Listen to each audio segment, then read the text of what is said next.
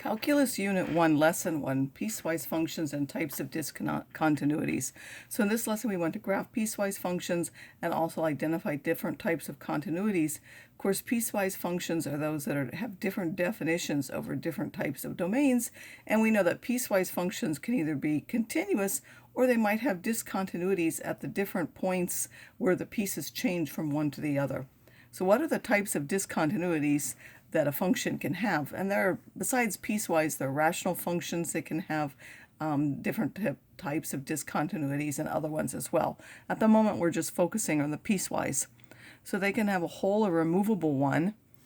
That's like this, where the function would be continuous except that at this particular value there is a hole there, and then the definition is either missing, it could be missing there, or it's defined to be off the rest. It's called removable because all we have to do is cancel this definition and return it to what this is, and then it would be a continuous function.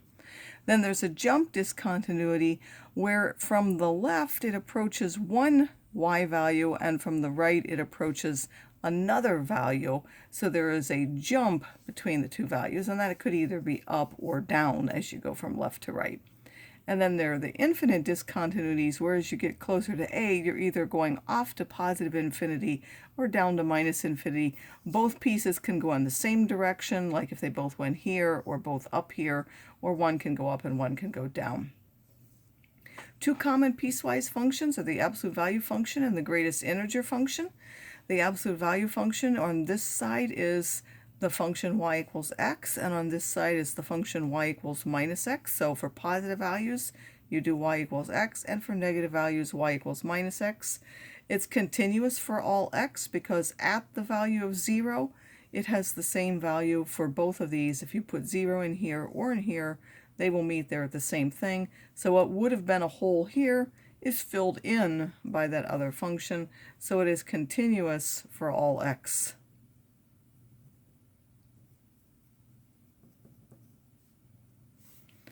All right, the greatest integer function, which can also be called the floor function, this is sort of the old notation for that.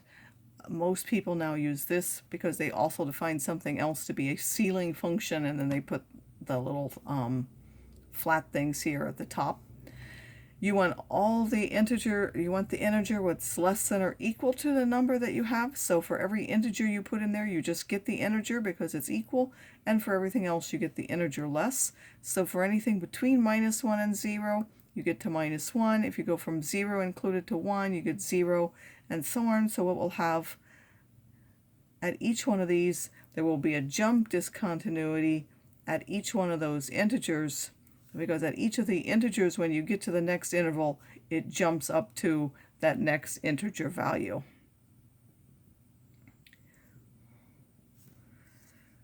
And this may not be clear here, but this is right there like that. And then there's a hole at the end of each of those. So there are all of these, and these jump discontinuities and infinite ones, they're not removable because there's no way to simply just change the value of the function at that point to make them meet.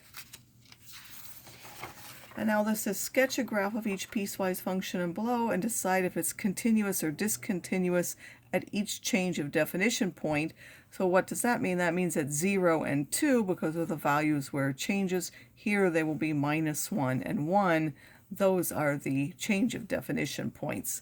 So it says for values less than or equal to 0, it is the line x plus 3, so it will go through all of those, and then that will be connected, and since that's less than or equal to 0, that point is included there. If it said less than 0, there's potentially a hole there, and you could leave it open until you know if the other function would meet at that point. Then this says at x squared, this is only for x is bigger than 0, so that would normally start there. So that will start with a hole because the 0 was not included there. At 1, you would go to 1. At 2, you would normally go to 4, except it's not defined that at 2. And then at 3, you would go to 9, so that would be this part. And then finally, at 2 itself, you're going to go to negative 2 instead. So at x equals 0, there is a jump discontinuity. At x equals 2, Because we could cancel this one and define it to be instead there, this is removable. And then at x equals 4, this is not one of those points there. X equals 4 is in the domain of this polynomial function. All polynomials are continuous, so it would be continuous at that particular point. These two would be discontinuities. Now this one says x squared for x is less than -1. So at -1 it would normally be 1, but that's not included. And then at -2 it would go to 4, and -3 would go to 9. These are just points. And then it's the absolute value between -1 and 1. Now normally there would be a hole there, but that gets filled in by that other function because they meet there at that point. This is less than or equal to 1, so that would be there. And now the greatest integer function, we know that at 1 it is 1, and then it goes up until here, until 2, and then there's a jump at 2 till this point, and then it will go here, and it will just keep doing that.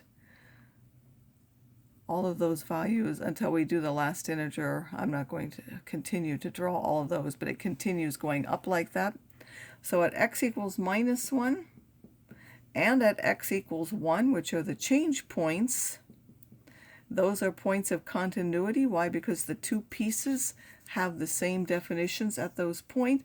And then there will be jump discontinuities at all the integers which are now greater than or equal to 2. At integers greater than or equal to 2.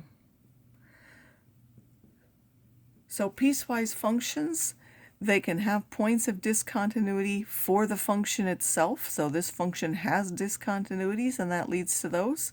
It can also have at the change points. The change points can either be points of continuity like here, or they can be points of discontinuity here. And you can also define there to be holes in those particular functions.